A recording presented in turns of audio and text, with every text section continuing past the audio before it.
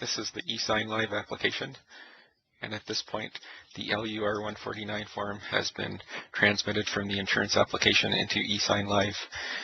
That consisted of the creation of a package, which includes the LUR 149 document that needs to be signed, a configuration of the signers, and a configuration of information about the package itself. So at this point, as the advisor, I am ready to initiate the signing ceremony. So I can select the send button and accept the request.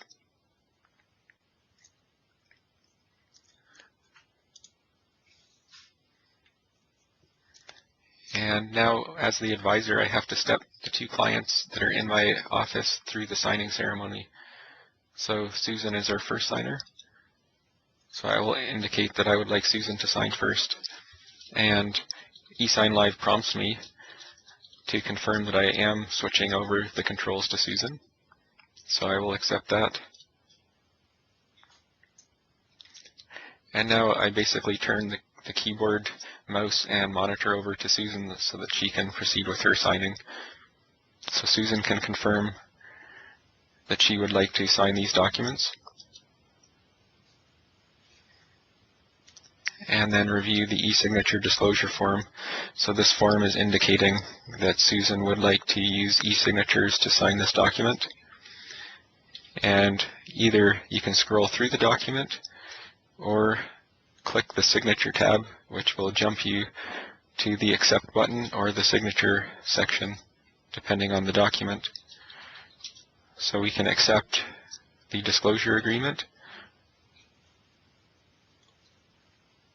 And now it will present to us the LUR 149 form. And once again, we can scroll through and read this document, or jump directly to the signature section by clicking the signature tab on the left. So we can see there's a yellow tab where Susan is required to sign. So if she clicks that yellow box, it will then present a capture signature box for her. And she can fill in her signature and say OK. And now it's confirming that that is her signature.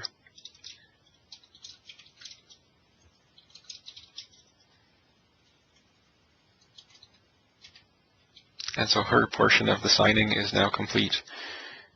So again, as the advisor, I can indicate that we need Vitold as our second signer to sign this document. And we will confirm that we are handing over control to Vitold. And now Vitold will have control of the keyboard and mouse and be looking at the monitor and confirm that he would like to proceed with the signing. Similar to Susan, Vitold is presented with the e-signature disclosure document, and he can confirm that he would accept signing by e-signature.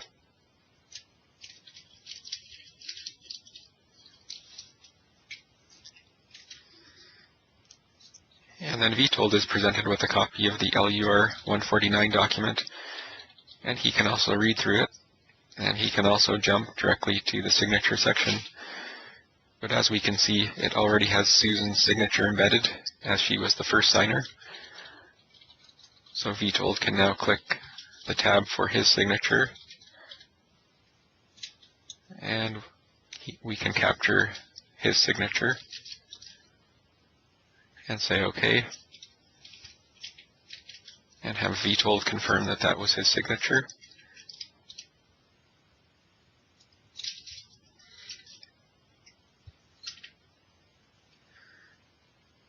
And now Vitold's portion of the signing is complete. So now, as the advisor, I can do the final signing of this document. And I will confirm that I want to proceed. And I am presented with a copy of the document that has both Susan and Vitold's signature already embedded. And I can add my signature.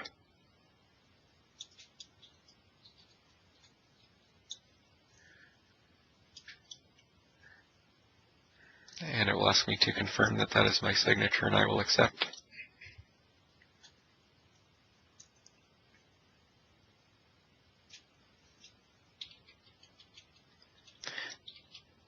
So now the signing ceremony is completed.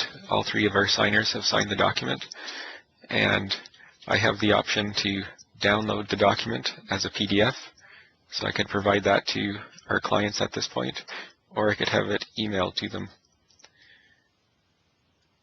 If I go to my inbox in e-SignLive, it will prompt me to authenticate.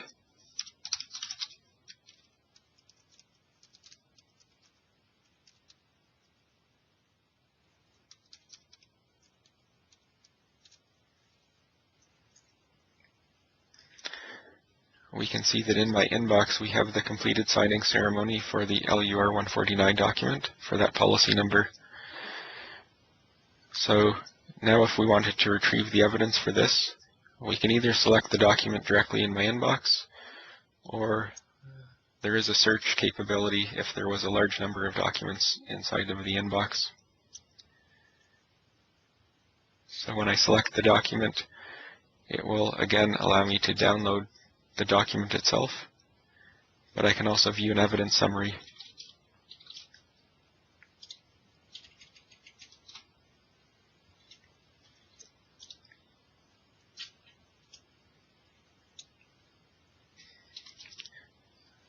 So this is the evidence summary, and it contains some basic information about the signing ceremony, such as the time that it was completed. It will contain who the initiator of the signing ceremony was, which documents were included, and a list of all of the signers that were involved. In addition to that information, it includes a detailed audit history of all of the actions that occurred during the signing, so the date and time that those actions occurred, who the signer was, the individual action, the document that was involved, and then the computer that it was involved. So we can see, for example, that I viewed the document, I then handed it off to Susan for her signing. She viewed the document, she accepted the disclosure document, she viewed the LUR 149, captured her signature, and confirmed her signature, and the remainder of all of the steps in our signing process are captured in this audit history.